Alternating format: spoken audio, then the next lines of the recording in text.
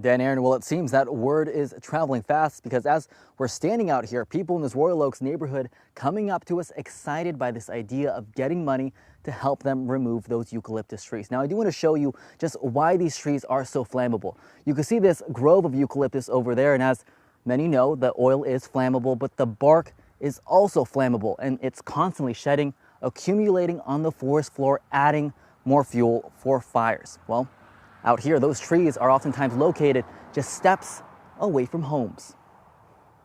Now, just last month, those eucalyptus trees were caught ablaze in what's now called the Vega Fire. It burned 7 acres out here and forced multiple homes to evacuate. Through this upcoming program, people could apply for a special tree removal permit and tap into a $1 million fund that was allocated by the state budget. That was made possible by Supervisor Glenn Church and Senator John Laird. Homeowners out here say it could be a big help. Personally, I don't have eucalyptus trees right on my property, but I know a lot of my neighbors do, and I think any one of these trees the big ones are so expensive to remove that we need that kind of some sort of help to do it.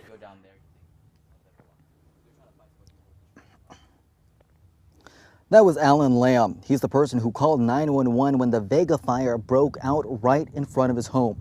Him and his neighbors tell me this is the second time that those eucalyptus trees caught on fire. The last time was in the 90s. They say the trees seem to keep growing and spreading.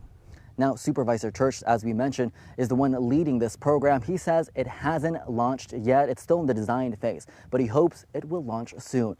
Live in Royal Oaks, I'm Christian Balderas, KSPW, Action News 8.